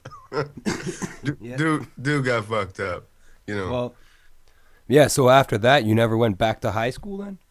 No, I dropped. Like, I just left. It was 11th grade. Well, you do seem to know a lot about, history and a lot of things. You have a wide variety of knowledge and intellect into a lot of different subjects, which is great that you transmit that through your music and stuff like that. Definitely. So you say you're working on a new album right now. And can you name that album again? I can't remember the name off the top of my head, but if you could let the viewers know about what you're working on and what to expect from you in the future, that'd be really great. The tentative name right now is The Devil's Breath. That, which translates to Berenganda or scopolamine, or whatever you want to call it, but Yeah. I'm probably going to call it the devil's breath. Yeah. Do you? You're. I'm not sure if you've seen the James Holmes conspiracy documentary that I made, but I displayed some evidence in that film that shows that scopolamine could have been used in regards to James Holmes. Uh, is that I guess one of the like? Do you agree with that? And do you agree that they're using scopolamine for these Some kind purposes? to some point, no doubt. I mean, if the fact is that you can introduce someone to a minute amount of a scopolamine and they be under your your behest. Hmm. So I don't doubt it. I didn't see that, Mark, that part of the documentary where it said mentioned scopolamine, but I wouldn't doubt it. Hmm. But I think they've come up so much as far as scopolamine is one thing. It's definitely it can definitely be used as A mind control something drug. mind control or something suggestive. There's no doubt about it. Hmm. But who knows what they've come up with that? I mean, I know the CIA was bungling in the '60s, thinking that LSD could be a truth serum, Yeah. and it was And anything scopolamine but. too. Yeah, Back then too, when they also knew about scopolamine. Yeah. And they've used that, I think, definitely to their advantage to suggest suggestion, put the suggestion into people's minds. And anybody who hasn't checked out what scopolamine is or are not aware of what that is, it's like a powder that you could that's used essentially to get people to do things under your will. It's like they put them in a mental trance. And there's what, stories what out I'm there. saying, what I'm saying is though that they were bungling, thinking that maybe this is like the mm, early mid '60s, I believe, that LSD could be a truth serum, and then they realized that man, they gave somebody like LSD 10 times the amount that would Yeah. make you trip. Yeah. It's anything but. But they finally realized that something like scopolamine was a truth serum. Hmm. It is. Yeah. And who know and then from what I'm saying there is who knows where they are now. We don't know that. Yeah. But at the very least, something like scopolamine, uh, I think it's a basis of what they are using. Hmm. Yeah, definitely. You know, there's no There's doubt definitely about some that. ties No with doubt. CIA and scopolamine. But there was an album, not the Devil's Breath. I understand that that's your future project, but the one that you sent me tracks from, I believe Sharks is on there, and a couple other songs. What was the title of that album, and has that been released yet? Well, no, Sharks is going to be, as it's featuring Luca Peel and Trillion. That's going to be off an album that's tentatively titled now Illiterati. Yeah, that's it. That, Illiterati. and, That's what I and was that thinking. and that's going to be myself, Luca Peel, and Trillion, a cat from New Zealand. Oh, on Uh, all the tracks? Like it'll be you yeah, three on every track? Cool. that'll be us three. Awesome. Illiterati. Yeah, it's cool that you're doing collaborations now too, because a lot of the songs, like when you're doing it yourself, especially at the beginning, you're doing all these solo tracks and stuff, and it's great to see you doing collaborations with other artists. So it adds another spectrum to the music, essentially. It's it's the way it has to be. It's fun. Hmm. Got to keep it fun, and I'm, Luca's my boy from the hood, like I know Luca, and somebody like Trillion, is a cat that is just dope. It just adds another flavor, like you know, Yeah. and it adds an exotic flavor to the whole to the whole spectrum. But look for me with cats like Jonathan Azaziah. Um, I don't know if your listeners know him, Jonathan Azaziah, aka Mad Cold, but he's on Mark Glenn, The Ugly Truth. This guy is actually an Iraqi. He was born in Iraq. His mother's Jewish. This is a guy who has a song called "Death to Israel." His mother's Jewish. So you go figure. Mm-hmm. Jonathan Azaziah. If you don't know him, look him up. Yeah, Azaziah, I'm not as it aware sounds. of his work. I'll have to check him out after the broadcast for sure. He's dope. He's dope. He's ridiculous. He's from Beds. He's actually from the place that Jay-Z's from, Marcy Projects, Mm-hmm. Bed-Stuy, Brooklyn.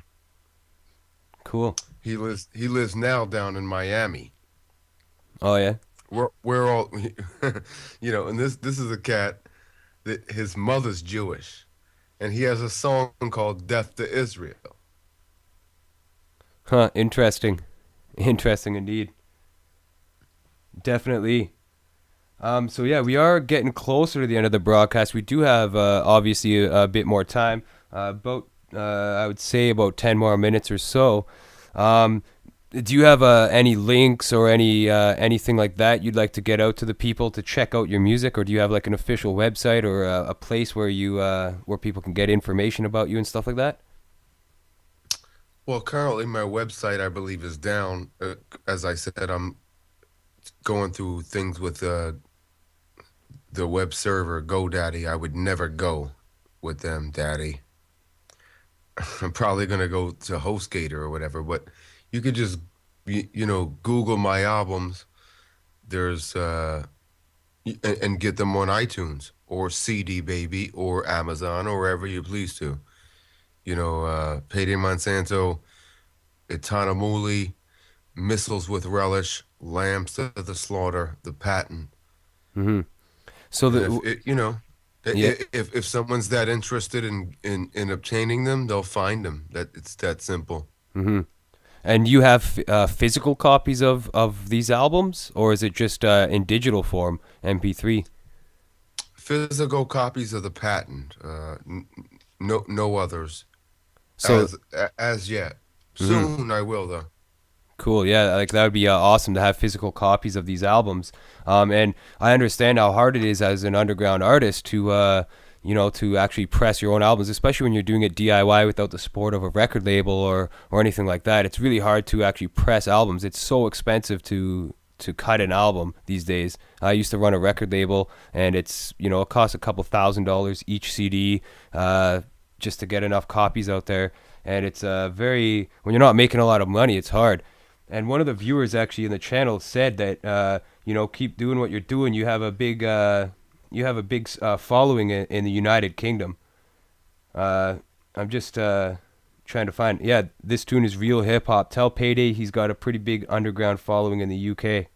And that was after Can't we wait played. to go there. Can't wait to go there, brother. I'm coming. I'm coming to the UK. I'm coming to East London. In Cool. fact, I'm coming to like the district. I'm coming to the banking district of London. London City, London in Nice. the daytime. So yeah, I guess you perform live.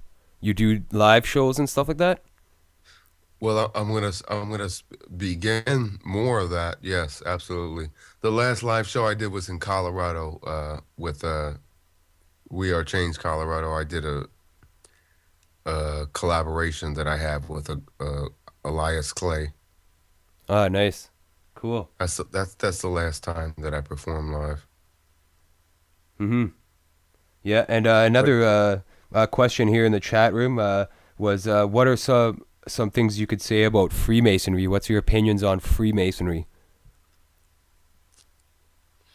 a lot of good people in Freemasonry. In fact, 99% of the people in Freemasonry are great. It's just an outer portico. It's the people that bake apple pies. They think they're doing good jobs. They think they're doing good work. Mm-hmm. But in actuality, we know what they're doing. Like they don't even know who they're working for. And by what we would call, I guess, a blind blind obsequiousness, uh, uh, uh, uh, a willing. I think a lot of them were just willing, unwitting servants of these people. They think they're doing great shit, and they are, and that is the key. Yeah. I mean, who is gonna, if I'm donating $1 million to a charity, who's gonna who's gonna fuck with me? Who is gonna disparage me? Who's gonna say, oh, this guy's bad? Like, because I can come back and say, look, I just donated $1 million to charity. Mm-hmm. And that's what it's all about. It's about faux philanthropy. So there's no doubt that Masons, in large part, are good people. I'm not going to front on that, but I'm just saying I don't think they realize what the bigger picture is. Mm-hmm. And not only that, it's not that I don't think they're too stupid to realize that. I think that they don't want to. It's a willing ignorance. It's a cognitive dissonance, if you will. Like you would, if you're doing such goodness, if you feel you're doing such goodness in your own mind, why would you want to look into what your organization is actually doing? You're looking into, you're thinking about what you're doing. Why would you want to look into what your organization is actually doing, and then even get beyond it and see that you are an outer portico? You're a pie baking porch mason doing all kinds of good stuff. If you're baking pies, you're saving the children. A lot of these people think that they're fingerprinting the children, and they actually think it's a good thing in the end. Mm-hmm. So I don't know what to tell these people. All I know what to tell these people is that, like, to research everything, and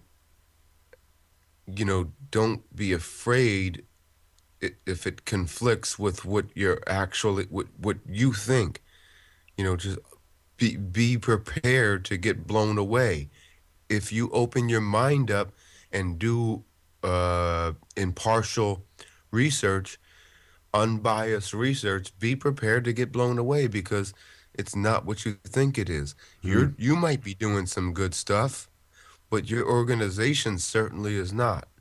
And that goes for the Freemasons. I mean, come on. They want to chip your kids. They're behind all these programs that want to look out for kids, and many of them might be really genuinely, involved and intrigued by helping people, but they're just porch masons. Yeah, they don't get higher than the third degree often. They keep them down low so that they can't progress up into the different degrees. And anybody who's looked into Freemason will understand that the higher you get up, the more you realize that you are actually worshiping the Lord of Light, Lucifer, the dark side, and they have this control grid on the world. Pretty much every community in the world was built by Freemasons and designed by them, and that's the control grid that they have. And you are right. A lot of Masons are really good people. They have good hearts. They have noble purposes, but they've been duped by their own organization essentially, and the secrets are held from them. And one good comment here from the chat room is, "Good things aren't done in secret." And good things are done in the daylight, not in the darkness. Absolutely, and I 100% agree with that. They like to do their things in the darkness. Yeah. Yeah. For sure. So I guess we're out of time for now. I'm gonna play one more song just to end the broadcast, and I do want to take this time to thank you very much for joining me on the show and having this awesome conversation.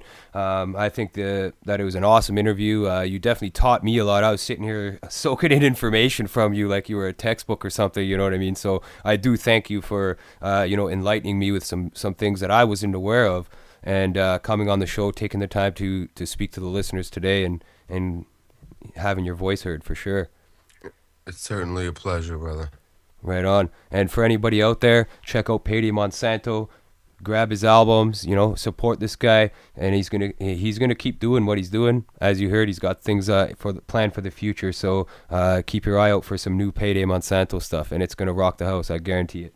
And with that being said, I don't know if this song has been played very much, or if a lot of people have heard this song even, but here's another Payday song for you guys. So thank you guys for joining me today on Unveiling the Truth and Payday.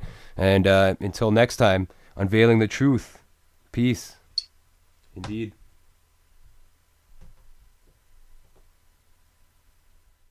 Your moon brain of the computer god activates your Frankenstein threshold brainwash radio lifelong, inculcating conformist propaganda, even frightening you and mixing you up. And the usual, don't worry about it, for your setbacks, mistakes, even when you receive deadly injuries. This is the worldwide computer god secret containment policy. I can't seem to leave the dope alone.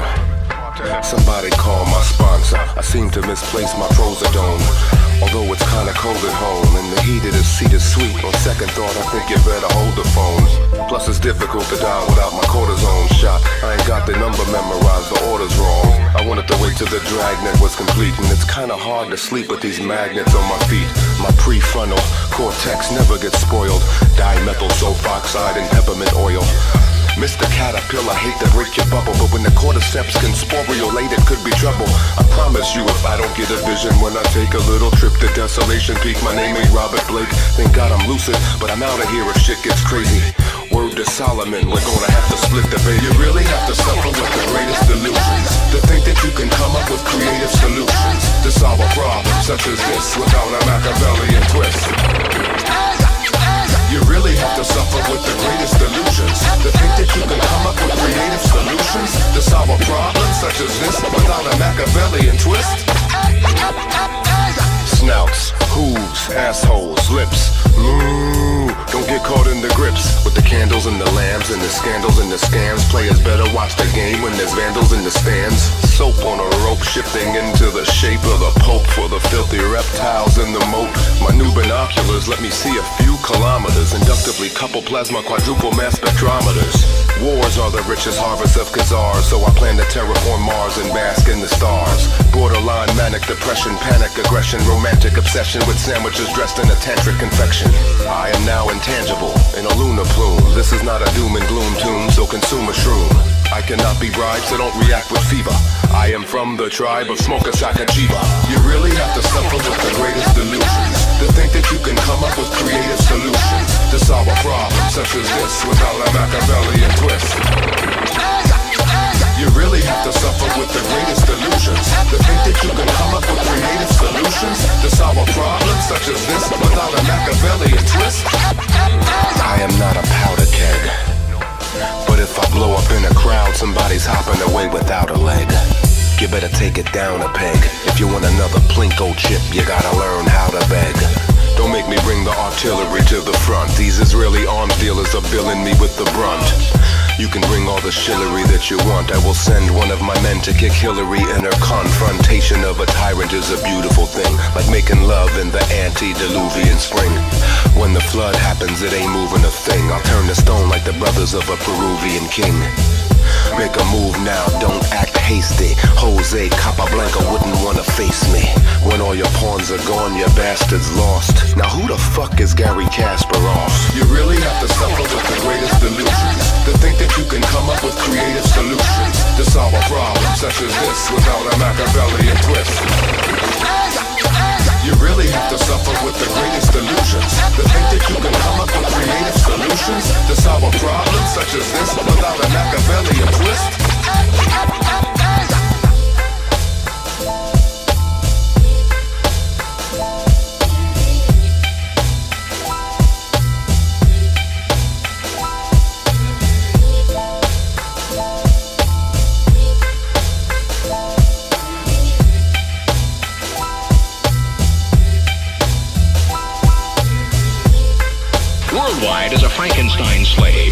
at night, you go to nearby hospital or camouflaged miniature hospital van trucks. You strip naked, lay on the operating table, which slides into the sealed Computer God robot operating cabinet. Intravenous tubes are connected. The slimy, vicious Jew doctor simply pushes the starting button based upon your Computer God brain on the moon, which records progress in your systematic butchery.